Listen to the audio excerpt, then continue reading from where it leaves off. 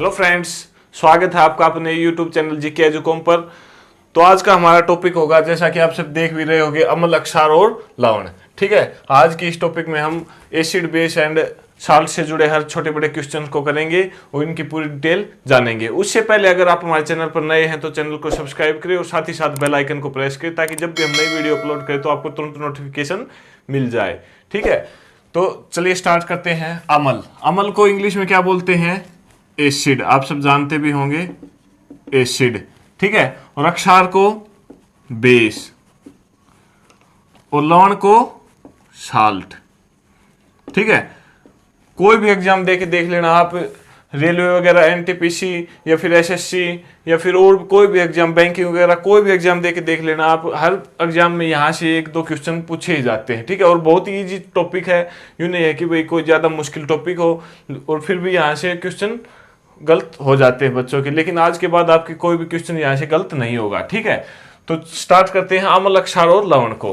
ठीक है, तो ये केमिस्ट्री का पार्ट है आपका, केमिस्ट्री का आपका ये चैप्टर है। ठीक है, तो जैसे कि हम केमिस्ट्री में पढ़ते हैं एक टर्म केमिकल कंपाउंड। ठीक है, केमिकल कंपाउंड। ठीक है, केमिकल कंपाउंड। हम देखते हैं सबसे पहले कि एसिड, बेस और साल्ट कहाँ से आए। ठीक है, तो हम एक केमिस्ट्री में पढ़ते हैं टर्म केमिकल कंपाउंड। ठीक है, तो केमिकल कंपाउंड जितने भी यौगिक हैं, कंपाउंड को इंग्लिश हिंदी में क्या बोला जाता है? यौगिक। ठीक है, जितने भी यौगिक हैं, रासायनिक यौगिक, उनको तीन पार्ट में डिवाइड कर दिया। तीन पार्ट किस किस में? सबसे पहला है आपका एसिड, एसिड। ठीक है, दूसरा है आपका बेस और थर्ड है आपका साल्ट।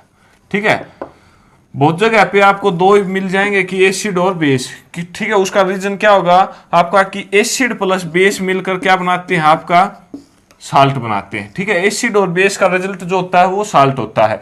तो कई जगह आपको दो मिल जाएंगे और कई जगह आपको तीन मिल जाएंगे। तीन पार्ट में केमिकल कंपाउंड्स को डिवाइड कर रखा है। ठीक है, तो ये आपकी कोई बात ध्यान रखने की नहीं है, बस ये एक वैसे बता दिया कि ये कहाँ से आए। तो केमिकल कंपाउंड जिनको इनकी कुछ प्रॉपर्टी पढ़ेंगे हम, उनके बेस पर इनको तीन पार्ट में डिवाइड कर दिया कि कौन से एसिड होंगे, कौन से बेस होंगे और कौन से साल्ट होंगे। ठीक है, कई जगह दो मिल जाएंगे, एसिड प्लस बेस मिलकर क्या बनाते हैं? साल्ट, या फिर एसिड प्लस बेस का रिजल्ट क्या होता है? साल्ट होता है। ठीक है, रिजल्ट साल्ट होता है। तो सबसे पहले हम पढ़ेंगे एसिड और बेस। एसिड और बेस से क्या क्या क्वेश्चन आते हैं, क्या क्या इनकी प्रॉपर्टीज होती हैं, कैसे हम पहचानेंगे कि कौन सा एसिड है और कौन सा बेस है। ठीक है, तो चलिए स्टार्ट करते हैं। सबसे पहले आप हेडिंग डाल लीजिए एसिड और बेस। साल्ट को हम सबसे लास्ट में पढ़ेंगे। ठीक है, सबसे पहले जानेंगे हम इनकी कुछ प्रॉपर्टीज और उसके बाद हम पढ़ेंगे कौन से एसिड है और कुछ एक एसिड और कुछ एक बेस। ठीक है, जहां से क्वेश्चन पूछे जाते हैं। तो एक साइड आप लिख लीजिए एसिड और एक साइड लिख लीजिए बेस। ठीक है, अम्ल और क्षार। तो सबसे पहले पढ़ते हैं कि एसिड क्या होते हैं। तो एसिड क्या होते हैं, इनकी कुछ प्रॉपर्टीज होती हैं जिनसे हम पहचान सकते हैं कि एसिड क्या होते हैं। ठीक है, तो सबसे पहले जानते हैं कि एसिड शब्द कहां से आया। तो एसिड शब्द लैटिन भाषा के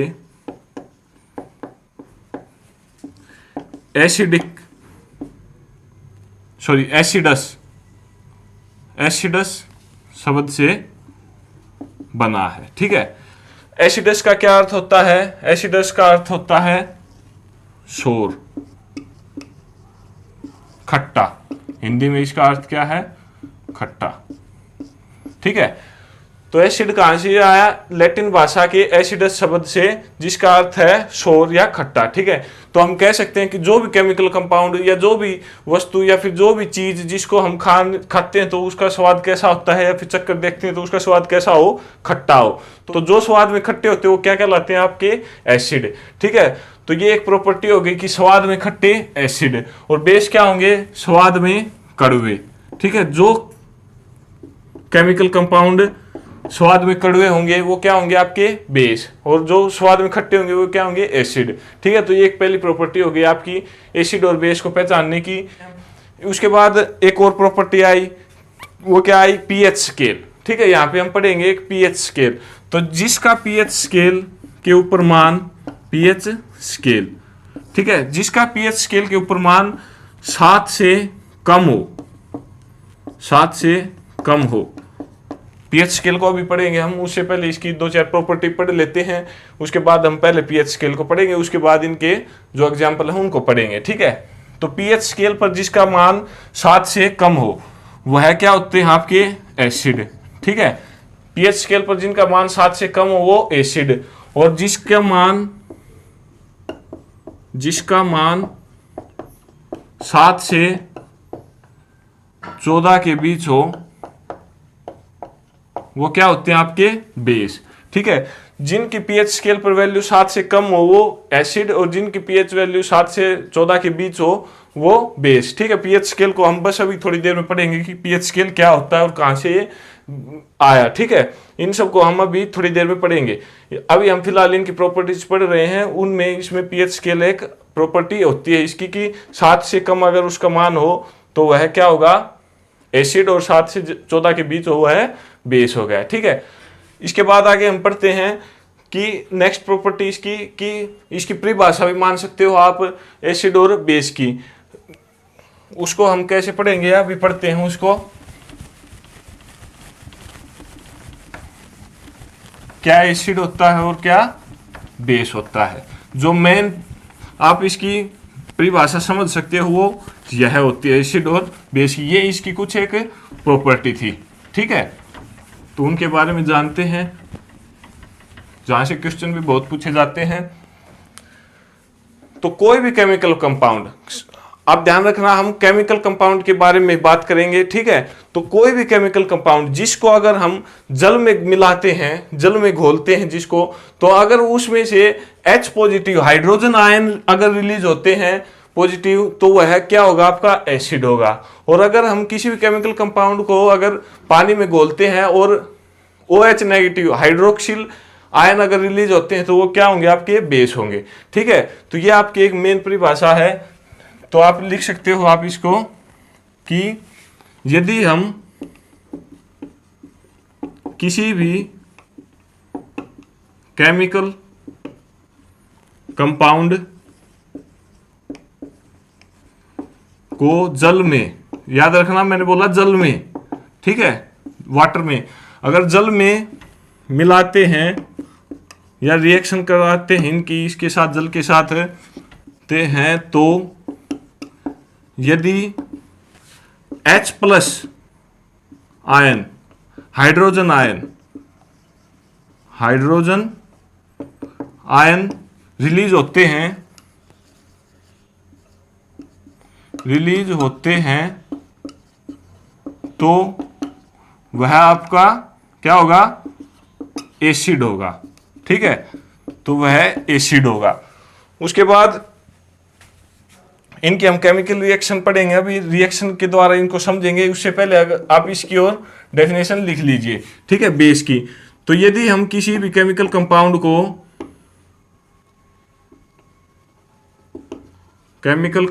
को जल में, मैंने क्या लिखा जल में, ठीक है, ध्यान रखना आप इसका, यूं नहीं है कि फ्रीली वो H प्लस आयन रिलीज करेंगे या फिर OH नेगेटिव आयन रिलीज करेंगे, ऐसा नहीं होगा, ठीक है। जल के साथ रिएक्शन करेंगे तब केमिकल कंपाउंड को जल में मिलाते हैं और जल में मिलाते हैं और यदि वह OH नेगेटिव आयन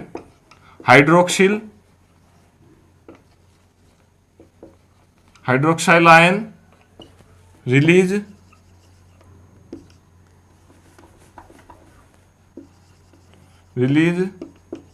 करता है तो वह आपका क्या होगा बेस होगा, ठीक है। बड़ी सीधी सी बात है।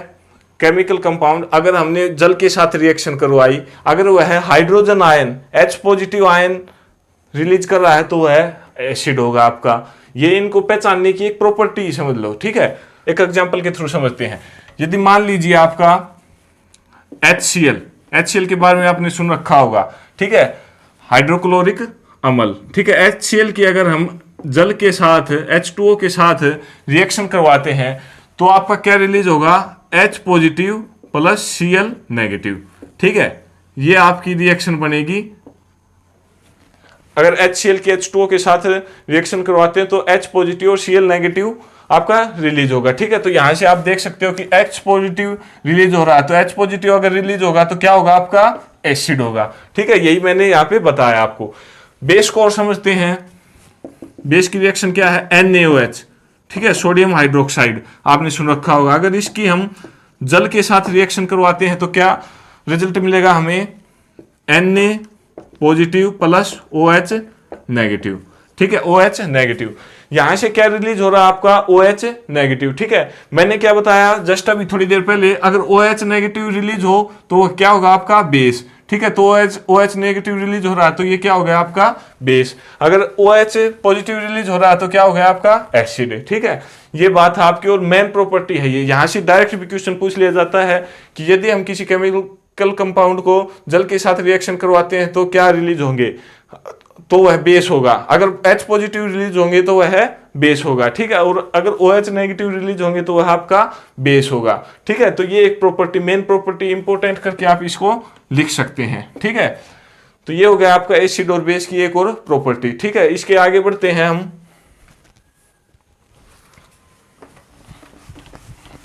आप देखोगे कि कई जगह आपको लिखा मिल जाता है कि स्ट्रॉन्ग एसिड और वीक एसिड, और स्ट्रॉन्ग बेस और वीक बेस, ठीक है। उन सब के बारे में अभी हम पढ़ते हैं कि कौन से स्ट्रॉन्ग एसिड होते हैं और कौन से वीक एसिड होते हैं।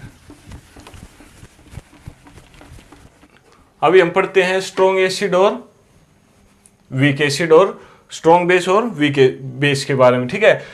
यहां पे मैं लिख भी देता हूं, अगर H पॉजिटिव आयन एसिड और OH नेगेटिव आयन बेस, ताकि आपको ध्यान रहे, ठीक है। एक बार इसका पूरे का मैं रिवाइज करवाऊंगा थोड़ी देर पहले। अभी इसकी एक बार फिर मोटी मोटी जो बातें हुआ हम एक बार फिर रिवाइज करेंगे, लेकिन इसकी एक बार सारी प्रॉपर्टी हम पढ़ लेते हैं, ठीक है। तो स्ट्रॉन्ग एसिड आपको कई जगह लिखा मिल जाएगा, स्ट्रॉन्ग एसिड और वीक एसिड, वीक एसिड, ठीक है। उसी प्रकार स्ट्रॉन्ग बेस और वीक बेस, ठीक है। तो जैसा कि हमने पढ़ा कि पीएच स्केल, ठीक है, पीएच स्केल को पूरी डिटेल से बस अभी थोड़ी देर बाद पढ़ेंगे। बस तब तक ये ध्यान रखना कि पीएच स्केल एक पैमाना है या फिर स्केल है जिसके ऊपर 0 से 14 तक काउंटिंग होती है, बीच में 7 होता है, ठीक है। इसके बारे में अभी थोड़ी देर में पूरा डिटेल से पढ़ेंगे। तो स्ट्रॉन्ग एसिड कौन से होते हैं, तो स्ट्रॉन्ग एसिड में यदि किसी भी एसिड की वैल्यू, पीएच वैल्यू अगर 0 से 3 या 3.5 के बीच होती है, अगर 0 से 3 या 3.5 के बीच होती है तो वह कौन से होते हैं, आपके स्ट्रॉन्ग एसिड, ठीक है। और वीक एसिड कौन से होते हैं, आपके 3.5 से 7 तक, ठीक है।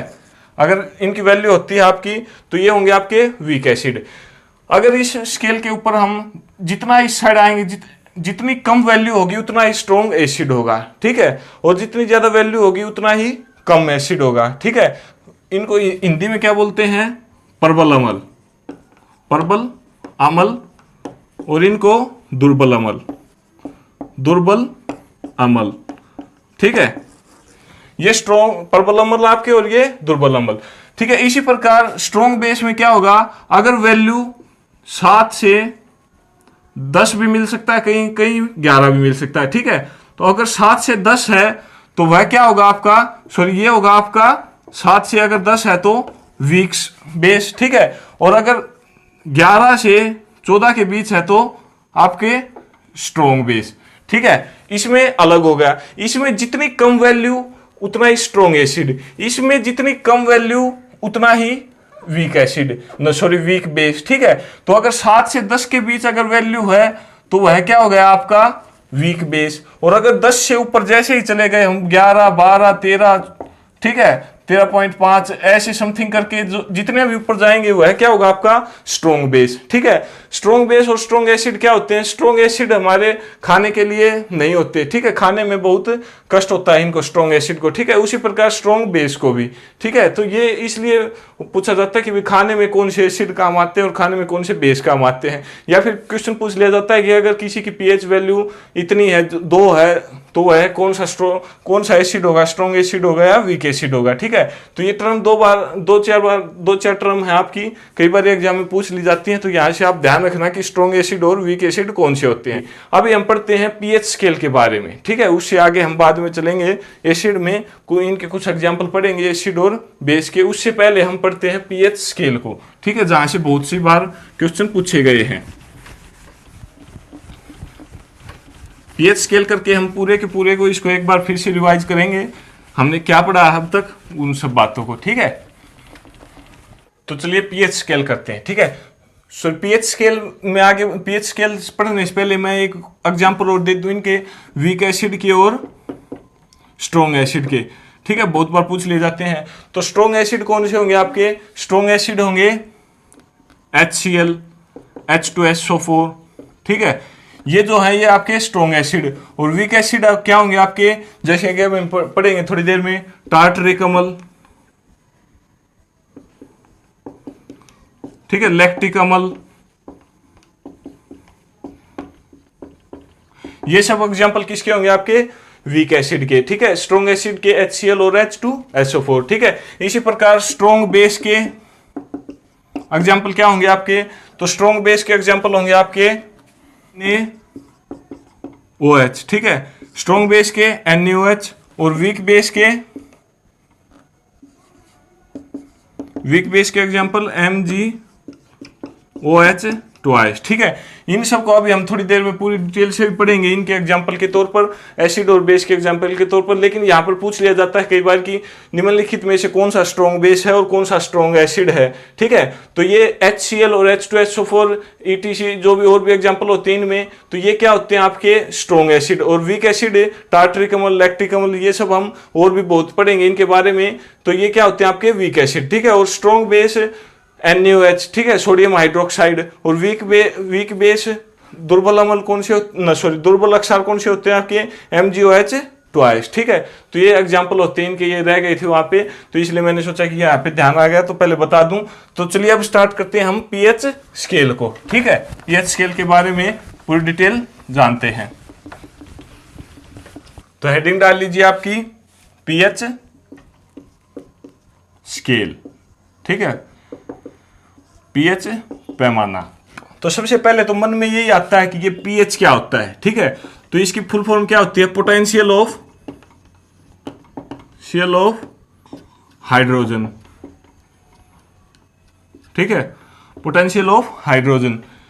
दूसरी क्या होती है? कई जगह क्या लिखा मिल जाएगा आपको? पावर ऑफ हाइड्रोजन, ठीक है, पावर ऑफ हाइड्रोजन। तो पीएच की वैल्यू पोटेंशियल ऑफ हाइड्रोजन या पावर ऑफ हाइड्रोजन, ठीक है। क्या हुआ था? सोरेनसन नाम का एक वैज्ञानिक था, सोरेनसन, SOREN, सोरेनसन नाम के वैज्ञानिक ने 1909 में 1909, ठीक है, 1909, सोरेनसन नाम के वैज्ञानिक ने 1909 में एक पीएच स्केल दिया, ठीक है, जिसके बेस पर हम एसिड और बेस को अलग अलग डिवाइड करते हैं, ठीक है। तो सोरेनसन नाम का वैज्ञानिक ने पीएच स्केल कब खोजा? 1909 में, ठीक है। क्या था ये? इसने बोला कि एक मैं आपको स्केल देता हूं जिसके ऊपर, ये आपका स्केल है जिसके ऊपर 0 से लेकर 14 तक काउंटिंग होगी, ठीक है, और बीच में क्या होगा आपका? 7, ठीक है। इसने बोला कि ये एक आपका स्केल है जिसके ऊपर 0 से लेकर 14 तक आपकी काउंटिंग है, ठीक है, जैसे कि 1 2 3 इस प्रकार करके, ये बीच में 7 आ गया आपका और ये 14, ठीक है। तो ये एक स्केल है। अगर इसके ऊपर हम किसी भी केमिकल कंपाउंड को डालते हैं तो उसकी वैल्यू अगर 7 से कम आ जाती है, 7 से या फिर 0 से 7 के बीच रह जाती है, तो वह क्या होगा आपका? वह आपका एसिड होगा, ठीक है। एसिड और बेस की प्रॉपर्टी में हमने पढ़ा था कि अगर वैल्यू पीएच स्केल पर 7 से कम है तो वह क्या होगा? आपका एसिड होगा, ठीक है। अगर वैल्यू 7 से ज्यादा आती है और 14 तक आती है तो वह क्या होगा, आपका बेस होगा। ठीक है, ये सोरेनसन ने बताया 1909 में। ठीक है, कि अगर वैल्यू 7 से कम आ गई तो आपका एसिड होगा, अगर वैल्यू 7 से 14 के बीच आ गई तो आपका बेस होगा। ठीक है, और अगर किसी की वैल्यू 7 आ गई तो क्या होगा, तो अगर किसी की वैल्यू 7 आ गई तो वह आपका उदासीन होगा, नहीं वह बेस होगा और नहीं आपका एसिड होगा। ठीक है, उसमें एसिड और बेस की मात्रा बराबर होगी। ठीक है, तो वह क्या होगा, आपका उदासीन, न्यूट्रल, न्यूट्रल होगा। ठीक है, अगर जिसकी वैल्यू 7 है तो क्वेश्चन पूछ लिया जाता है कि किसकी वैल्यू 7 होती है या फिर शुद्ध जल की वैल्यू, अशुद्ध जल की वैल्यू पीएच स्केल पर कितनी होती है। तो यह क्वेश्चन पूछ लिया जाता है, आप नोट करके यहां पे लिख सकते हो कि अशुद्ध जल या फिर शुद्ध जल की वैल्यू, शुद्ध जल की वैल्यू कितनी होती है आपकी। वेरी इंपॉर्टेंट क्वेश्चन है आपका ये 7। ठीक है, शुद्ध जल की वैल्यू 7 होती है। ठीक है, ये एग्जांपल के तौर पर आप याद रख सकते हो। और डायरेक्ट आप देखोगे प्रीवियस ईयर के क्वेश्चन उठा के तो एसिड बेस से कि ये क्वेश्चन आपको बहुत बार देखने को मिलेगा कि अशुद्ध जल की वैल्यू कितनी होती है पीएच स्केल पर, या फिर शुद्ध जल की वैल्यू कितनी होती है, तो 7 होती है। ठीक है, तो क्या पढ़ा हमने पीएच स्केल के बारे में, एक पैमाना है जिसके ऊपर 0 से 14 तक की काउंटिंग होती है। अगर वैल्यू 0 से 7 के बीच रहती है तो वह क्या होगा, आपका एसिड होगा। अगर वैल्यू 7 से 14 के बीच रहती है तो वह आपका बेस होगा। अगर 7 आती है तो वह आपका न्यूट्रल होगा, उदासीन होगा। अशुद्ध जल, शुद्ध जल की वैल्यू 7 होती है। ठीक है, अगर वैल्यू 0 से 3.5 के बीच रहती है तो वह स्ट्रॉन्ग एसिड होगा आपका। ठीक है, अगर 3.5 से 7 के बीच रहती है तो आपका वीक एसिड होगा। ठीक है, अगर वैल्यू 7 से 10 या 10.5 तक होती है तो वह आपका वीक बेस होगा। और अगर 10 से या फिर 11 से लेकर 14 तक होती है तो वह आपका स्ट्रॉन्ग बेस होगा। ठीक है, ये वैल्यू 10 से 11 या अलग अलग बुक में आपको अलग अलग देखने को मिल सकती हैं। ठीक है, इसलिए मैं ये बात कंफर्म नहीं कर रहा कि आप बोलोगे सर हमने तो 10 पढ़ा था या फिर 10.5 पढ़ा था। ठीक है, तो वो मैं आपको क्लियर कर दे रहा हूँ, किसी बुक में 11 तक भी लिखी मिल जाएंगे आपको। ठीक है, तो ये आपके वीक बेस हो गए, स्ट्रॉन्ग बेस हो गए। ठीक है, ये था आपका पीएच स्केल। किसने दिया, सोरेनसन ने, कब, 1909 में। ठीक है, तो पीएच स्केल की पीएच स्केल की फुल फॉर्म क्या होती है, पोटेंशियल ऑफ हाइड्रोजन या पावर ऑफ हाइड्रोजन। ठीक है, ये है आपका पीएच स्केल, जिसका कि हम बार बार जिक्र कर रहे थे थोड़ी देर पहले भी। ठीक है, और अभी भी हम आगे जैसे पढ़ेंगे कुछ एक पीएच वैल्यू जो कि एग्जाम में बार बार पूछी जाती है, जैसे कि रक्त की पीएच वैल्यू बताइए तो 7.4 होती है। ठीक है, लार की वैल्यू बताइए, जो हमारे मुंह में लार आती है इसकी पीएच वैल्यू बताइए। तो ये बहुत सी वैल्यू हम अभी थोड़ी देर में एक चार्ट के थ्रू पढ़ेंगे। ठीक है, जो कि डायरेक्ट आपको एग्जाम में देखने को मिलेंगी, उनमें आपको समझाने का ऐसा कुछ है नहीं, वो आपको बस याद करनी पड़ेंगी। ठीक है, यहाँ से समझाने का क्या था कि अगर किसी की वैल्यू 7 से कम है तो वह एसिड और 7 से ज्यादा है तो वह है बेस। ये है आपका पीएच स्केल। ठीक है, पोटेंशियल ऑफ हाइड्रोजन या पावर ऑफ हाइड्रोजन। ठीक है, ये किसने दिया, सोरेनसन ने 1909 में। ठीक है, ये हो गया आपका पीएच स्केल। इसके बाद हम आगे बढ़ते हैं। तो अभी हमने पढ़ा पीएच स्केल के बारे में। ठीक है, जो भी क्वेश्चन बनते थे पीएच स्केल से वो हमने सब पढ़े। ठीक है, तो अभी बढ़ते हैं कि एसिड और बेस से क्वेश्चन पूछ लिया जाता है कि एसिड और बेस क्या इलेक्ट्रिसिटी के गुड कंडक्टर हैं, यस और नो। ठीक है, तो ये आप नोट करके लिख सकते हो आप बात। तो आप लिख सकते हो कि acid and base are good conductor of electricity. ठीक है, क्या मतलब है इसका, एसिड और बेस इलेक्ट्रिसिटी विद्युत के सुचालक होते हैं। ठीक है, गुड कंडक्टर होते हैं। क्या रीजन है इसके पीछे, कि अगर पूछ ले कि क्या रीजन है तो आप बताओगे कि विद्युत को, इलेक्ट्रिसिटी को बहने के लिए या फिर प्रवाहित होने के लिए या फिर चलने के लिए किसकी जरूरत होती है, फ्री आयंस की जरूरत होती है। ठीक है, फ्री आयंस की जरूरत होती है। तो जैसे कि हमने पढ़ा एसिड और बेस में क्या फ्री आयन होते हैं, एसिड में आपने पढ़ा अभी H पॉजिटिव आयन फ्री होते हैं। ठीक है, रिलीज होते हैं। बेस में क्या होते हैं आपके OH नेगेटिव। ठीक है, तो एसिड और बेस में जब फ्री आयन है, उपलब्ध है, तो वह इलेक्ट्रिसिटी को प्रवाहित करने में मदद करते हैं। ठीक है, तो इस वजह से कई बार क्वेश्चन पूछ लिया जाता है कि बताइए एसिड और बेस गुड कंडक्टर होते हैं या नहीं इलेक्ट्रिसिटी के। ठीक है, तो यहाँ से आपको ये बात याद रखनी है कि एसिड और बेस गुड कंडक्टर होते हैं इलेक्ट्रिसिटी के। अगर रीजन पूछे, कारण पूछे तो क्योंकि इलेक्ट्रिसिटी को प्रवाहित होने के लिए फ्री आयंस की जरूरत होती है। ठीक है, और एसिड के पास H पॉजिटिव हाइड्रोजन आयन और बेस के पास OH नेगेटिव आयंस फ्री होते हैं। ठीक है, जिनके थ्रू इलेक्ट्रिसिटी गुजर सकती है या फिर इलेक्ट्रिसिटी प्रवाहित हो सकती है। ठीक है, तो इस कारण से एसिड और बेस गुड कंडक्टर होते हैं किसके, इलेक्ट्रिसिटी के। ठीक है, तो ये क्वेश्चन आपका यहाँ से पूछा जाता है। ठीक है, तो ये हो गया एसिड और बेस की कुछ एक प्रॉपर्टीज। ठीक है, और इसके बारे में जानते हैं कुछ एक इंडिकेटर्स के बारे में। ठीक है, सूचक जिनको हम बोलते हैं इंडिकेटर्स, हेडिंग डाल सकते हैं आप, इंडिकेटर। ठीक है, सूचक। कुछ नेचुरल इंडिकेटर होते हैं, कुछ आर्टिफिशियल इंडिकेटर पढ़ेंगे हम, जिनके थ्रू हम एसिड और बेस की पहचान करेंगे। ठीक है, तो चलिए अभी हम पढ़ते हैं इंडिकेटर और सूचक को। तो आप हेडिंग डाल लीजिए नेचुरल इंडिकेटर। ठीक है, प्राकृतिक सूचक। प्राकृतिक सूचक में आपने नाम सुना होगा एक लिटमस पत्थर का। ठीक है, लिटमस पत्थर यह एक प्राकृतिक इंडिकेटर है एसिड और बेस को पहचानने के लिए, लिटमस पत्थर। ठीक है, लिटमस पत्थर का नाम सुना होगा आपने। यहां से क्या क्वेश्चन बनते हैं, पूछ लिया जाता है कि लिटमस पत्थर का वास्तविक रंग क्या होता है। ठीक है, तो लिटमस पत्थर का नेचुरल रंग क्या होता है, कलर क्या होता है, वो होता है आपका बैंगनी। ठीक है, पर्पल कलर, पर्पल कलर होता है लिटमस पत्थर का। ठीक है, यह एसिड और बेस को पहचानने में कैसे सहायक होता है, तो यदि हम किसी भी केमिकल कंपाउंड को इस लिटमस पत्थर के ऊपर डालते हैं, ठीक है, तो उसका रंग कैसा हो जाएगा। अगर लिटमस पत्थर का रंग लाल से नीला हो जाता है तो वह क्या होगा, आपका एसिड होगा। ठीक है, सॉरी बेस होगा, वह आपका क्या होगा, आपका बेस होगा। अगर लाल से नीला हो रहा है तो वह बेस होगा, और अगर लाल हो रहा है तो वह क्या होगा, आपका एसिड होगा। ठीक है, अम्ल होगा। ठीक है, इसको आप याद कैसे कर सकते हैं, अनिल, एक वर्ड याद रखना आप, अनिल।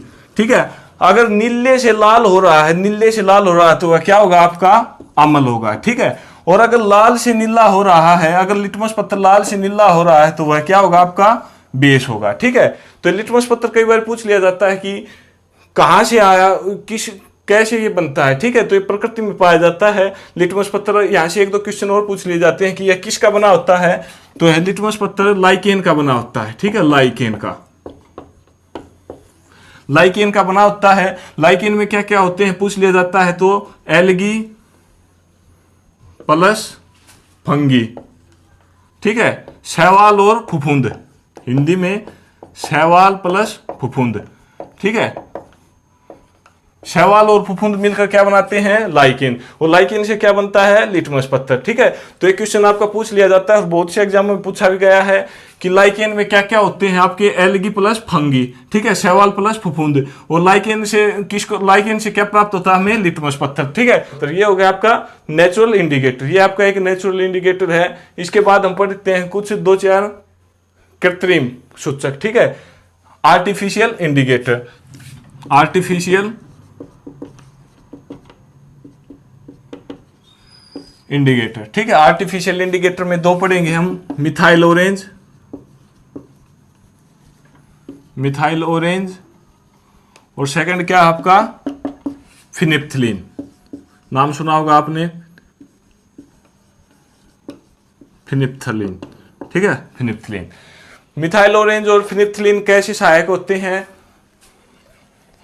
अम्ल और अक्षार को पहचानने में, उनके बारे में अभी हम पढ़ते हैं। ठीक है, तो मिथाइल ऑरेंज का जैसे कि नाम से ही पता चल रहा है, इसका रियल कलर क्या होता है, जैसे कि लिटमस पत्थर का बैंगनी कलर होता है, ऐसे इसका ऑरेंज होता है। ठीक है, तो यह क्या करता है आपका, अगर हम मिथाइल ऑरेंज के ऊपर किसी भी ऑर्गेनिक कंपाउंड को डालते हैं तो अगर उसका कलर रेड हो जाता है तो वह क्या होगा, आपका एसिड होगा। ठीक है, एसिड होगा। अगर हम किसी केमिकल कंपाउंड को मिथाइल ऑरेंज के ऊपर डालते हैं, अगर उसका कलर येलो हो जाता है कैसा, येलो, ठीक है। तो वह क्या होगा, आपका बेस होगा, ठीक है। अगर किसी केमिकल कंपाउंड को मिथाइल ऑरेंज के ऊपर डाला तो अगर उसका कलर रेड हो गया तो वह क्या होगा, आपका एसिड होगा। अगर उसका कलर येलो हो गया तो वह क्या होगा, आपका बेस होगा, ठीक है।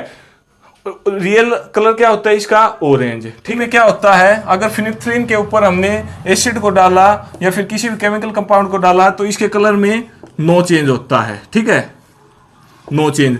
और अगर पूछे कि इसका रियल कलर क्या होता है तो यह कलरलेस होता है, कलरलेस, ठीक है, रंगीन होता है ये, ठीक है। तो फिनिफ्थलाइन क्या होता है, रंगीन होता है, ठीक है। अगर इसके ऊपर कोई केमिकल कंपाउंड डाला और उसका कलर अगर नो चेंज रहता है तो वह क्या होगा, आपका एसिड होगा। अगर उसका कलर क्या हो जाए आपका, अगर उसका कलर पिंक हो जाता है, अगर उसका कलर पिंक हो जाता है तो वह क्या होगा, आपका बेस होगा, ठीक है। फिनिफ्थलीन का क्या होगा, अगर इसका वास्तविक कलर पूछे तो कलरलेस। अगर उसके ऊपर किसी केमिकल कंपाउंड को डाला तो अगर उसका कलर नो चेंज रहता ना, सॉरी, अगर उसका कलर नहीं बदलता है, अगर नो चेंज रहता है कलर में तो वह क्या होगा, आपका एसिड होगा। और अगर उसके ऊपर किसी केमिकल कंपाउंड को डाला और उसका अगर कलर पिंक हो जाता है, ठीक है, पिंक हो जाता है, गुलाबी हो जाता है तो वह क्या होगा, आपका बेस होगा, ठीक है। कई बार क्वेश्चन पूछा जाता है फिनिफ्थलीन से कि 2000 के नोट में किसका प्रयोग किया जाता है, तो 2000 के नोट में फिनिफ्थलाइन का प्रयोग किया जाता है, ठीक है। ये आप ध्यान रखना, यहाँ से क्वेश्चन पूछा जाता है, इकोनॉमिक्स का क्वेश्चन बनता है, लेकिन ये मेरे को यहाँ पे ध्यान में आया तो मैंने आपको बता दिया, ठीक है। तो ये हो गया आपके आर्टिफिशियल इंडिकेटर, ठीक है। इससे पहले हमने क्या पढ़ा, लिटमस पत्थर, नेचुरल इंडिकेटर, ये पढ़े हमने आर्टिफिशियल इंडिकेटर, ठीक है।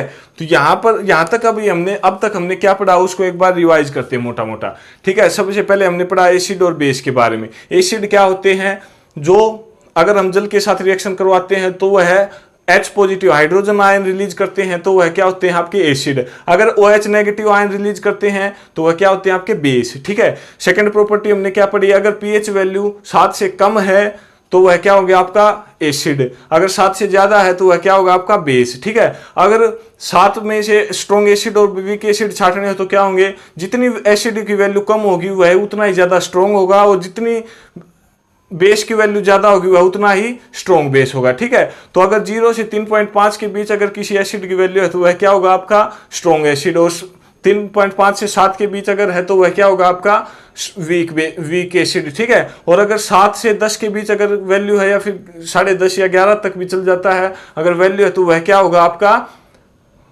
वीक बेस, ठीक है। और अगर 7 या फिर 11 से 14 के बीच अगर वैल्यू है तो वह क्या होगा, आपका स्ट्रॉन्ग बेस, ठीक है। उनके एग्जाम्पल हमने पढ़े, ठीक है। उसके बाद हमने क्या पढ़ा, लिटमस पत्थर से हम कैसे एसिड और बेस को पहचान सकते हैं। अगर लिटमस पत्थर का वास्तविक रंग पूछे तो बैंगनी होता है, ठीक है। और उसमें क्या होता है, अगर लिटमस पत्थर का रंग लाल से नीला हो जाता है तो वह क्या होगा, आपका बेस होगा। अगर नीले से लाल हो जाता है तो वह क्या होगा, आपका एसिड होगा। अनिल से आप याद रख सकते हैं, ए से अमल और नी से नीला और ल से लाल, ठीक है। अमल नीले को लाल करते हैं और लाल से नीले को बेस करते हैं, ठीक है। तो ये आप हमने लिटमस पत्थर में पढ़ा। उसके बाद हमने आर्टिफिशियल इंडिकेटर पढ़े, मिथाइल ऑरेंज और फिनोप्थलाइन, ठीक है। फिनोप्थलाइन भी बोलते हैं इनको, ठीक है। फिनोप्थलाइन और मिथाइल ऑरेंज। मिथाइल ऑरेंज में क्या होगा, अगर हमने कोई केमिकल कंपाउंड इसके ऊपर डाला और उसका अगर रंग रेड हो जाता है तो वह क्या होगा, आपका एसिड होगा। अगर उसका रंग येलो हो जाता है तो वह क्या होगा, आपका बेस होगा, ठीक है। फिनोप्थलाइन में क्या होता है, नो चेंज। अगर किसी केमिकल कंपाउंड को इसके ऊपर डालते हैं तो अगर उसका कलर नो चेंज रहता है तो वह क्या होगा, आपका एसिड होगा। अगर उसका कलर पिंक हो जाता है तो वह क्या होगा, आपका बेस होगा, ठीक है। अगर इसका कलर वास्तविक पूछे तो यह कलरलेस होता है। 2000 के नोट में किसका प्रयोग किया जाता है, फिनोप्थलाइन का, ठीक है। ये यहाँ पे आप फिनोप्थलाइन, ठीक है,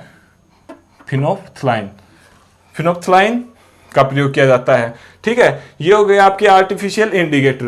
पीएच स्केल के बारे में हमने पढ़ा। पीएच स्केल की खोज किसने की, सोरेनसन ने। कब, 1909 में, ठीक है। पीएच स्केल क्या है, इसमें कैसी वैल्यू होती है, वो सब हमने अभी थोड़ी देर पहले पढ़ा, ठीक है। अब हम एक ग्राफ के थ्रू या एक चार्ट के थ्रू पढ़ेंगे कि कुछ एक एसिड और कुछ एक बेस और कुछ एक पीएच वैल्यू, ठीक। तो ये हमारा चार्ट, ठीक है। इसमें हम कुछ अमल पढ़ेंगे, उनके स्रोत की किस में कौन सा अमल पाया जाता है, कुछ एक पीएच वैल्यू जो एग्जाम में बार बार पूछी गई है, और कुछ एक अक्षर और उनके प्रयोग। ठीक है, ये मैंने इसलिए लिख दिए पहले ताकि आपका और मेरा समय दोनों बच जाए। ठीक है, क्योंकि ये इनमें याद करने का है, सब कुछ समझाने का इसमें कुछ ज्यादा है नहीं। ठीक है, जो समझाने बात होगी वो मैं साथ साथ आपको क्लियर कर दूंगा। तो चलिए स्टार्ट करते हैं। सबसे पहले अमल का नाम। ठीक है, ये कुछ एक अमल हैं और इनके स्रोत की ये ये अमल किस में पाया जाता है और ये अमल किस में पाया जाता है, ये इनके स्रोत है। ठीक है, तो सबसे पहले करते हैं ये।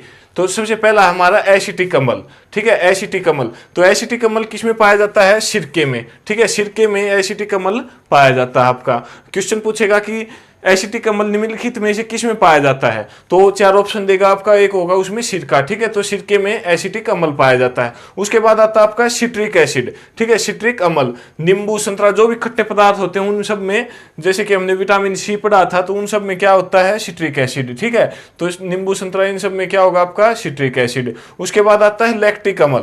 ठीक है, लैक्टिक अम्ल किस में होता है? फटे हुए दूध में या दही में। वेरी इंपॉर्टेंट, डायरेक्ट पूछेगा एनटीपीसी वगैरह में। तो ठीक है, कि फटे दूध में या दही में कौन सा अम्ल पाया जाता है आपका, तो इसका राइट आंसर क्या होगा आपका? लैक्टिक अम्ल। ठीक है, लैक्टिक अम्ल। उसके बाद आता है आपका ओक्जेलिक अम्ल। ठीक है, ओक्जेलिक अम्ल किस में पाया जाता है? टमाटर में। ठीक है, ओ से ओक्जेलिक, यहां से आप याद भी कर सकते हो, ओ से ओक्जेलिक, टी से टोमेटो। ठीक है, ओ टोमेटो में 2 बार आता है और ओक्जेलिक में भी 2 बार आता है। ठीक है, तो ये आप यहां से ये याद रख सकते हो। अगला आपका मैलिक एसिड। ठीक है, मैलिक एसिड कच्ची सेब में क्या होता है? Malic acid. ठीक है, कच्ची सेबों में कौन सा अम्ल पाया जाता है? Malic acid. आप इसको याद कैसे कर सकते हैं? इसकी ट्रिक क्या है कि जैसे कि हम सेब को काट देते हैं तो वह उसका रंग वो अलग हो जाता है, मैला हो जाता है। ठीक है, तो मैला से क्या हो गया? Malic acid. सेब मैला हो जाता है तो सेब में कौन सा एसिड होता है? Malic acid. ठीक है, उसके बाद आगे बढ़ते हैं मेथेनोइक अम्ल या फार्मिक अम्ल। वेरी इंपॉर्टेंट, मेथेनोइक अम्ल या फार्मिक अम्ल किस में पाया जाता है? बिच्छू या चींटी के डंक के काटने पर, या चींटी या बिच्छू के डंक में कौन सा अम्ल पाया जाता है?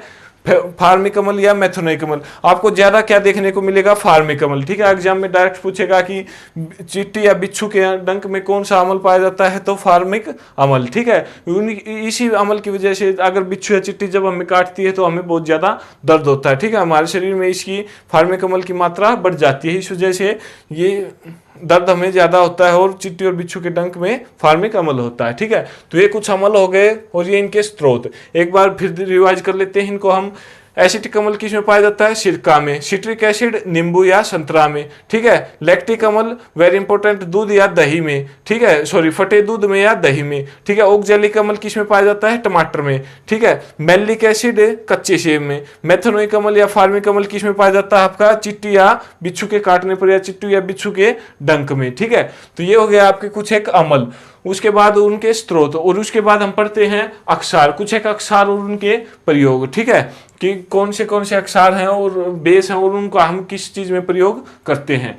तो उस सबसे पहला है आपका NaOH। ठीक है, कास्टिक सोडा बोला जाता है। इसका ये पूछ लिया जाता है कई बार छोटे एग्जामों में कि कास्टिक सोडा का फार्मूला बताइए। ठीक है, तो कास्टिक सोडा फार्मूला क्या है? NaOH। ठीक है, यह किस में प्रयोग किया जाता है? जो साबुन बनाने में, हमारे घरों में जो साबुन होता है, अगर आप उसको चक्कर देखोगे तो आप देखोगे कि स्वाद में कड़वे होते हैं। ठीक है, तो हमने क्या बताया? बेस क्या होते हैं? स्वाद में कड़वे। तो NaOH साबुन वगैरह कड़वे होते हैं, तो साबुन बनाने में किसका प्रयोग किया जाता है? NaOH का। कास्टिक सोडा बोला जाता है इसको। ठीक है, उसके बाद नेक्स्ट है आपका MgOH twice, milk of magnesia. Milk of magnesia बोला जाता है इसको, मिल्क ऑफ मैग्नीशिया। ठीक है, अगर पूछे कि मिल्क ऑफ मैग्नीशिया फार्मूला बताइए तो MgOH ट्वाइस। ठीक है, इसका प्रयोग किसके लिए किया जाता है? एंटीडोट के रूप में। एंटीडोट जो दवाइयां बनाई जाती है, अगर हमारे शरीर में इसकी अम्ल की मात्रा अगर ज्यादा हो जाती है तो उसको दूर करने के लिए हमें बेस की दवाई लेनी पड़ेगी। ठीक है, अगर जिनमें बेस होता है वह दवाइयां लेनी पड़ेंगी। तो जो पेट की अम्लता को दूर करने के लिए जो दवाइयां बनती हैं उनमें किसका प्रयोग किया जाता है? MgOH ट्वाइस का, मिल्क ऑफ मैग्नीशिया का। इसको एंटीडोट के रूप में भी प्रयोग किया जाता है, MgOH ट्वाइस को। एंटीडोट का क्या मतलब है कि अगर अम्ल की मात्रा ज्यादा हो गई तो हमें उसमें बेस मिलाना पड़ेगा। ठीक है, तो इसके बाद हमारे शरीर में जो भी अम्लता की मात्रा जो बढ़ रही है वह बराबर हो जाएगी। ठीक है, तो MgOH ट्वाइस का मिल्क ऑफ मैग्नीशिया प्रयोग एंटीडोट के रूप में किया जाता है। इसके बाद आता है आपका CaOH ट्वाइस, कैल्शियम हाइड्रोक्साइड। ठीक है, यहाँ पे मैंने फार्मूला भी लिख दिया और इसका रासायनिक नाम भी लिख दिया।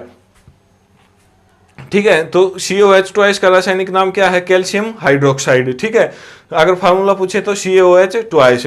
यह किसके प्रयोग में, इसका प्रयोग किस में किया जाता है? मिट्टी की अम्लीयता को दूर करने में। ठीक है, मिट्टी की अम्लीयता को दूर करने के लिए किसका प्रयोग किया जाता है? CaOH ट्वाइस का। ठीक है, ये आपसे डायरेक्ट क्वेश्चन पूछ लेगा कि बताइए निम्नलिखित में से मिट्टी की अम्लीयता को दूर करने के लिए किसका प्रयोग किया जाता है? तो ऑप्शन दे देगा आपको CaOH ट्वाइस। ठीक है, तो यह आपका राइट आंसर हो जाएगा। दूसरा क्या है आपका? ब्लीचिंग पाउडर में। ठीक है, कपड़े धोने के लिए जो हम पाउडर, ब्लीचिंग पाउडर का प्रयोग करते हैं, उसमें CaOH ट्वाइस का प्रयोग किया जाता है। ठीक है, तो CaOH ट्वाइस का प्रयोग किस में किया जाता है? ब्लीचिंग पाउडर में। ठीक है, यहां से आपका क्वेश्चन बन जाएगा ब्लीचिंग पाउडर में किसका प्रयोग किया जाता है? CaOH ट्वाइस का। ठीक है, ये कुछ एक अक्षर हो गए और उनके प्रयोग हो गए।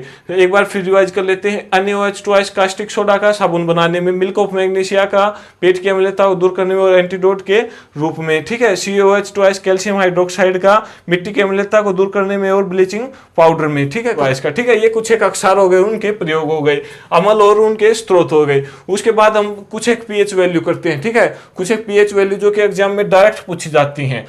तो पीएच स्केल हमने पढ़ ही लिया अभी थोड़ी देर पहले, उसके बारे में पूरी जानकारी हमने कर ली थी। तो मैंने वहां पे बोला भी था कि कुछ एक पीएच वैल्यू करेंगे जो कि एग्जाम में बार बार पूछी जाती हैं। तो यहां से हम इनको रिवाइज करते हैं एक बार। तो चाय की पीएच वैल्यू पूछेगा तो 5.5, कॉफी की 5, प्योर वाटर वेरी इंपॉर्टेंट। ठीक है, शुद्ध जल की पीएच वैल्यू कितनी होती है? 7। ठीक है, समुद्री जल की 8.4, बियर की जो हमारी बहुत काम की चीज है खास तौर पर लड़कों के लिए, तो बियर की वैल्यू कितनी, पीएच वैल्यू कितनी होती है? 3.4। ठीक है, बियर में हमारे शरीर के लिए बहुत फायदे भी करती है। ठीक है, अगर कुछ समय में पी जाए, कुछ थोड़े थोड़े समय के बाद पी जाए, तो ये नहीं है कि डेली पियोगे तो आपको फायदा देगी। ठीक है, यह हमारे शरीर में पथरी नहीं बनने देगी। ठीक है, पथरी को बाहर निकालने में सहायक होती है बियर। ठीक है, और भी बहुत से कार्य होते हैं। इसको एक दिन जब हम बायो या फिर और टॉपिक पढ़ेंगे जहाँ पे इसका जिक्र आएगा, तो वहाँ पे हम देखेंगे कि बियर के क्या क्या प्रयोग है। ठीक है, उसके बाद है आंसू। आंसू की पीएच वैल्यू कितनी होती है? 6.5 से 7.5। ठीक है, तो 6.5 से 7.5 के बीच आंसू की वैल्यू हो सकती है। ठीक है, वो आपकी डिपेंड करेगी कि आंसू किस प्रकार के, खुशी के आंसू हैं या गम के आंसू हैं, कि फिर किसी ने धोखा दे दिया उसके आंसू हैं। ठीक है, उसके हिसाब से इसकी वैल्यू आ जाती है। ठीक है, उसके बाद आता है आपका वेरी इंपॉर्टेंट टूथपेस्ट। ठीक है, टूथपेस्ट की वैल्यू कितनी होती है? 9 से 10 के बीच। ठीक है, 9 से 10 के बीच पीएच वैल्यू होती है। अलग अलग टूथपेस्ट वाले इसमें अलग अलग उसके हिसाब से मिला देते हैं। ठीक है, तो ये टूथपेस्ट की वैल्यू हम फिक्स नहीं ले सकते, 9 से लेकर 10 के बीच इसकी वैल्यू होती है। ठीक है, लार की इंपॉर्टेंट, लार की पीएच वैल्यू कितनी होती है? 6.8। ठीक है, और सिरका की किस में पाया जाता है? एसिटिक अम्ल में। ठीक है, एसिटिक अम्ल में सिरका पाया जाता है, उसकी पीएच वैल्यू क्या है? 2.3। आप यहाँ पे भी लिख सकते हैं 2.3 पीएच वैल्यू। ठीक है, पीएच वैल्यू 2.3 सिरका की। पैनक्रियाटिक जूस, अग्नाशय रस। ठीक है, पैनक्रियाटिक जूस या अग्नाशय रस की पीएच वैल्यू 8 से 8.5 के बीच होती है। दूध की इंपॉर्टेंट, दूध की पीएच वैल्यू कितनी होती है? 6.7 से 6.9। ठीक है, आपको दोनों ऑप्शन में नहीं मिलेंगे, अगर इनके बीच की वैल्यू भी अगर आपको ऑप्शन में मिल जाती है तो वह भी आपका राइट आंसर हो जाएगा। ठीक है, टमाटर के रस की पीएच वैल्यू 4.1 से 4.6। ठीक है, ह्यूमन यूरिन, मानव मूत्र की कितनी होती है? 4.5 से 8 के बीच। ब्लड की, रक्त की, वेरी इंपॉर्टेंट, बहुत बार एग्जाम में पूछी गई है, पीएच वैल्यू कितनी होती है? 7.4। ठीक है, तो ये कुछ एक पीएच वैल्यू हो गई। इनमें से इंपॉर्टेंट कौन सी? आपकी बियर की पूछ लेगा 3.4, टूथपेस्ट की 9 से 10 के बीच, लार की 6.8। ठीक है, ठीक है, पैनक्रियाटिक जूस, अग्नाशय रस की 8 से 8.5 के बीच, दूध की 6.7 से 6.9। ठीक है, ब्लड की, रक्त की 7.4, वेरी इंपॉर्टेंट, बहुत बार एग्जाम में पूछी भी गई है। ठीक है, तो ये कुछ एक पीएच वैल्यू हो गई और ये आपके कुछ एक अक्षर हो गए, कुछ एक अमल हो गए। ठीक है, ये सारे के सारे आपको डायरेक्ट याद करने हैं, इनमें कुछ समझाने का है नहीं और क्वेश्चन भी इनसे डायरेक्ट एज इट इज पूछे जाते हैं। आप इनको 2 से 3 बार अगर रिवाइज करोगे तो ये आपको आपके दिमाग में अपने आप सेट हो जाएंगे। ठीक है, जब भी आप क्वेश्चन आएगा और उसका जब ऑप्शन देखोगे तो आपको ऑटोमेटिक इसका आंसर ध्यान में आ जाएगा। ठीक है, तो अगर आप इसका स्क्रीनशॉट लेना चाहते हैं तो स्क्रीनशॉट ले सकते हैं। मैं 1 सेकंड के लिए साइड में हो जाऊंगा, ठीक है। और उसके बाद अगर इसको हम रब करके करते हैं, इसके आगे बढ़ते हैं इस टॉपिक में हमारा लवण, ठीक है। हम साल्ट को अभी करेंगे, ठीक है। अगर आप इसका स्क्रीनशॉट लेना चाहते हैं तो स्क्रीनशॉट ले सकते हैं। 1 मिनट, ठीक है। तो ये हो गया आपका कुछ अमल, कुछ अक्षार और कुछ पीएच वैल्यू, ठीक है। स्क्रीनशॉट हो गया। तो चलिए आगे बढ़ते हैं लवण के ऊपर, ठीक है। अभी हम पढ़ते हैं लवण को, कुछ एक लवण पढ़ेंगे और लवण क्या होते हैं उनके बारे में पढ़ेंगे, ठीक है।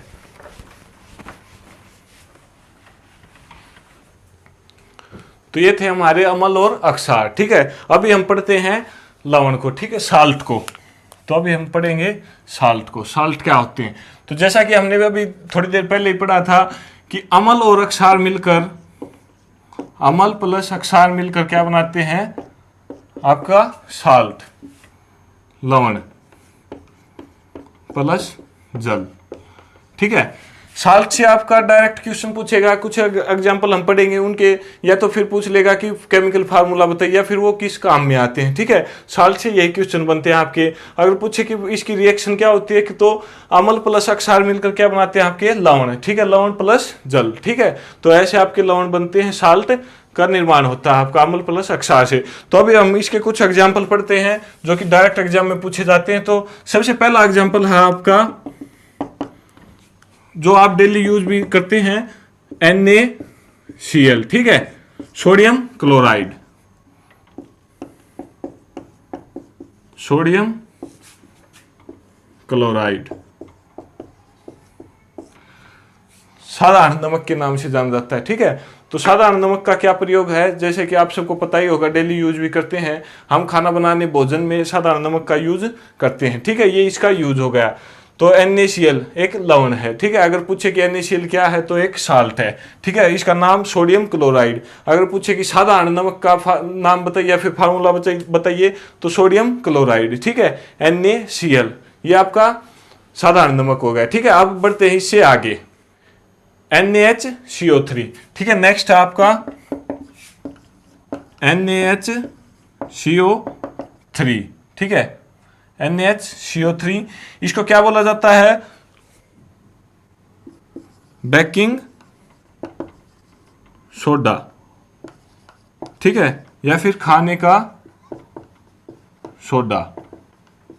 हम जो यूज करते हैं खाने में, जिस सोडे का यूज करते हैं, वह कौन सा आपका NaHCO3, ठीक है। इसको क्या बोला जाता है, बेकिंग सोडा, ठीक है। आपको डायरेक्ट पूछेगा कि बताइए निम्नलिखित में से कौन सा बेकिंग सोडा का फार्मूला है, तो NaHCO3 हो जाएगा आपका। यहां से 2 क्वेश्चन बन गए। सोडियम क्लोराइड का क्या फार्मूला हो जाएगा आपका, NaCl, ठीक है। और बेकिंग सोडा या फिर खाने का सोडा भी बोला जाता है इसको, इसका फार्मूला क्या होगा आपका, NaHCO3, ठीक है। अभी हम पढ़ेंगे कि धावन सोडा या फिर धोने का सोडा कौन सा है, उसका फार्मूला पढ़ेंगे। ये वेरी इंपॉर्टेंट है, यहाँ से क्वेश्चन पूछे जाते हैं और यहाँ से बच्चा पजल भी हो जाता है। इनके फार्मूले ज्यादा पूछे जाते हैं, या फिर फार्मूला दे देगा और पूछ लेगा कि इसको क्या बोला जाता है। तो बेकिंग सोडा का फार्मूला NaHCO3, या फिर NaHCO3 को क्या बोला जाता है, बेकिंग सोडा, खाने का सोडा। खाने में हम जिस सोडा का प्रयोग करते हैं वो है कौन सा आपका, NaHCO3, ठीक है। प्रयोग क्या होगा इसका, खाने में, ठीक है। अगला करते हैं हम Na2CO3.10H2O, ठीक है। ये क्या आपका, ये होगा बेकिंग सोडा। ये है धावन सोडा या धोने का सोडा, धावन सोडा। कई जगह आपको धोने का सोडा भी लिखा मिल जाएगा, धोने का सोडा, ठीक है। इसका फार्मूला क्या होता है, Na2CO3.10H2O। कई जगह 10H2O नहीं मिलेगा आपको, डायरेक्ट मिल जाएगा Na2CO3, धावन सोडा या धोने का सोडा, ठीक है। इसका प्रयोग किस में किया जाता है, इसका प्रयोग किया जाता है कपड़े धोने के लिए, ठीक है। कपड़े धोने के लिए जिस सोडे का प्रयोग किया जाता है वह कौन सा आपका, Na2CO3.10H2O, ठीक है। खाने के लिए बेकिंग सोडा, इसका फार्मूला NaHCO3, धावन सोडा या फिर कपड़े धोने का सोडा या फिर धोने का सोडा, या फिर कपड़े धोने के लिए किस सोडे का प्रयोग किया जाता है, तो धावन सोडा का। इसका फार्मूला क्या हो गया आपका, Na2CO3.10H2O। ये कुछ एक साल्ट के एग्जाम्पल कर रहे हैं हम, ठीक है, और उनके प्रयोग कर रहे हैं कि कौन सा साल्ट कहाँ पे प्रयोग किया जाता है आपका, ठीक है। तो ये हो गया धावन सोडा, ये था बेकिंग सोडा, ठीक है। अगला करते हैं CuSO4, ठीक है, कॉपर सल्फेट। इसका प्रयोग किया जाता है कीटनाशकों के लिए प्रयोग किया जाता है, ठीक है। कीटनाशक वगैरह जो होते हैं उनको मारने के लिए किसका प्रयोग किया जाता है? CuSO4, कॉपर सल्फेट का, ठीक है। यह भी एक साल्ट है आपका। इसके बाद आगे बढ़ते हैं, अगला क्या है आपका? फिटकरी, ठीक है। फिटकरी भी एक साल्ट है। फिटकरी का प्रयोग किसके लिए किया जाता है? जैसे हम सेव वगैरह करवाते हैं उसके बाद हम देखते हैं कि बार्बर जो है वो फिटकरी का प्रयोग करता है, ठीक है। तो आफ्टर सेव,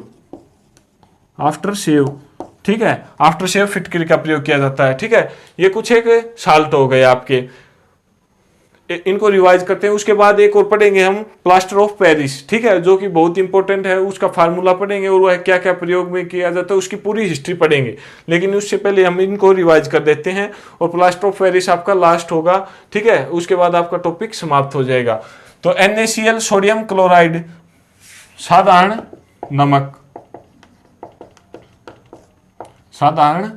नमक, ठीक है। NaCl सोडियम क्लोराइड साधारण नमक। NaHCO3 बेकिंग सोडा या खाने का सोडा, ठीक है। खाने का सोडा जो हम बोलते हैं कि खाने में जिस सोडे का प्रयोग किया जाता है वह कौन सा आपका? NaHCO3 बेकिंग सोडा, ठीक है।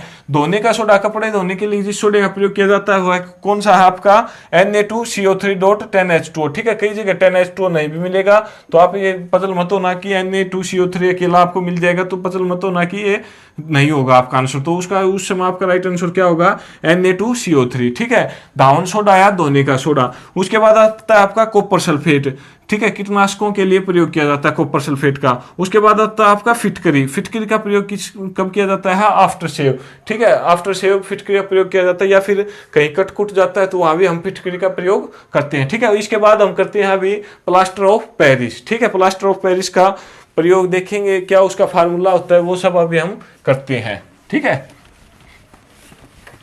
प्लास्टर ऑफ पेरिस, ठीक है। हेडिंग डाल लीजिए, यहां से क्वेश्चन बहुत बार पूछे गए हैं। प्लास्टर ऑफ पेरिस, इसके बारे में डिटेल से जानते हैं हम, कहाँ पे इसका प्रयोग किया जाता है और कैसे ये बनता है आपका, ठीक है। तो सबसे पहले इसकी हिस्ट्री जानते हैं। तो जैसा कि आप देख रहे होंगे प्लास्टर ऑफ पेरिस, नाम से ही पता चल रहा है कि इसका संबंध पेरिस से है, ठीक है। तो पेरिस में एक जगह पड़ती है जहां पे ये बनाया जाता है। तो पेरिस में कौन सी जगह है?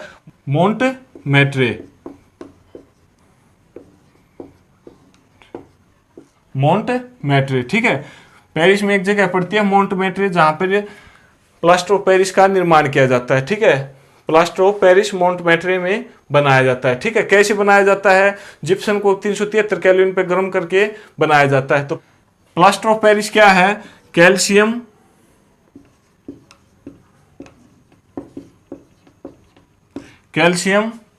सल्फेट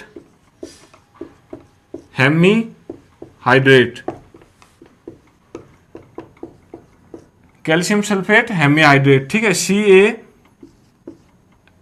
CaSO4.12H2O, CaSO4.12H2O, ठीक है। Plaster of Paris calcium sulphate hemihydrate होता है, ठीक है। जब जिप्सम को 373 केल्विन के ऊपर गर्म किया जाता है उसके बाद हमें कैल्शियम सल्फेट हेमीहाइड्रेट या फिर प्लास्टर ऑफ पेरिस प्राप्त होता है, ठीक है। गर्म भट्टियों पर बहुत ही सावधानी से इसको बनाया जाता है, ठीक है। तो उसकी केमिकल रिएक्शन पूछ लेता है कई बारी, तो वह क्या होती है आपकी, उसको हम जानते हैं। तो CaSO4.H2O, जब हम इसको 373 केल्विन के ऊपर बहुत ही सावधानी पूर्वक गर्म करते हैं तो हमें क्या प्राप्त होता है? हमें प्राप्त होता है आपका CaSO4.12H2O प्लस 3/2H2O, ठीक है। यह हमें प्राप्त होता है, यह जिप्सम का फार्मूला होता है CaSO4.2H2O, ठीक है। जिप्सम का फार्मूला, जब जिप्सम को 373 केल्विन पर गर्म किया जाता है तो हमें क्या प्राप्त होता है आपका? कैल्शियम सल्फेट हेमीहाइड्रेट, ठीक है, जिसको प्लास्टर ऑफ पेरिस बोला जाता है, ठीक है। तो यहाँ से हमने क्या पढ़ा और क्या क्या क्वेश्चन बनते हैं उनको एक बार रिवाइज करते हैं। प्लास्टर ऑफ पेरिस, जैसा कि नाम से ही संबंध है इसका पेरिस के साथ पता चल रहा है, तो पेरिस में एक जगह पड़ती है मांटमेट्रे, ठीक है, मांटमेट्रे में यह बनाया जाता है, ठीक है, ये क्लियर हो गया आपका। प्लास्टर ऑफ पेरिस को किस नाम, प्लास्टर ऑफ पेरिस क्या है, कैल्शियम सल्फेट हेमीहाइड्रेट है, ठीक है, calcium sulphate hemihydrate plaster of Paris है, ठीक है। उसके बाद plaster of calcium sulphate hemihydrate का केमिकल फार्मूला क्या है आपका, CaSO4 डॉट हाफ H2O, ठीक है। अगर पूछे कि कैल्शियम सल्फेट हेमीहाइड्रेट का फार्मूला क्या है, CaSO4 डॉट हाफ H2O। यह कैसे प्राप्त होता है हमें, जब हम जिप्सम, ठीक है, जिप्सम को 373 केल्विन के ऊपर गर्म करते हैं तो यह हमें प्राप्त होता है। जिप्सम का फार्मूला पूछ लिया जाता है CaSO4 डॉट 2H2O, ठीक है। इसको 373 केल्विन पे गर्म किया तो हमें क्या मिला, CaSO4 dot half H2O plus 3/2 H2O, ठीक है। तो यह हमें प्राप्त होता है। तो यह क्या है आपका प्लास्टर ऑफ पेरिस है, प्लास्टर ऑफ पेरिस। ये कुछ एक क्वेश्चन है यहाँ पे पजल करने वाले, इनके फार्मूले जो हैं पजल कर देते हैं, तो आप इनका ध्यान रखना, ठीक है, कि जिप्सम का क्या फार्मूला और प्लास्टर ऑफ पेरिस का क्या फार्मूला है आपका, ठीक है। तो प्लास्टर ऑफ पेरिस हमें यहाँ से मिल गया है, ठीक है। बना कहाँ पे, मांटमेट्रे में, ठीक है, पेरिस के मांटमेट्रे में। इसका फार्मूला वगैरह हो गए। अब हम पढ़ते हैं इसके उपयोग, ठीक है, उपयोग भी बहुत बार पूछ लिए जाते हैं, तो हेडिंग डाल लीजिए आप उपयोग, ठीक है। उपयोग किस किस प्रयोग में प्लास्टर ऑफ पेरिस लाया जाता है, ठीक है। तो जैसे आजकल हमारे जैसे कोई हड्डी वगैरह फ्रैक्चर हो गई तो उसके ऊपर प्लास्टर किया जाता है, ठीक है। तो व्हाइट सा जो होता है वही आपका प्लास्टर ऑफ पेरिस है, ठीक है। तो प्लास्टर के रूप में इसका प्रयोग किया जाता है प्लास्टर ऑफ पेरिस का। दूसरा, घरों की छतों के ऊपर भी हम प्लास्टर ऑफ पेरिस का प्रयोग करते हैं, ठीक है, डिजाइन वगैरह बनाने के लिए प्लास्टर ऑफ पेरिस का प्रयोग करते हैं, ठीक है। अगला आपका अग्निरोधी उपकरण बनाने में भी प्लास्टर ऑफ पेरिस का उपयोग किया जाता है, ठीक है। तो अग्निरोधी उपकरण बनाने में किसका प्रयोग किया जाता है, प्लास्टर ऑफ पेरिस का। तो इसके उपयोग क्या क्या हो गए, टूटी हड्डी को जोड़ने में, या फिर हड्डी के ऊपर जो भी प्लास्टर किया जाता है पूछ लिया जाता है कि उसमें किसका प्रयोग किया जाता है, प्लास्टर ऑफ पेरिस का, ठीक है। तो टूटी हड्डी को जोड़ने में प्लास्टर ऑफ पेरिस का प्रयोग किया जाता है। अग्निरोधी यंत्र उपकरण बनाने में किसका प्रयोग किया जाता है, प्लास्टर ऑफ पेरिस का, ठीक है।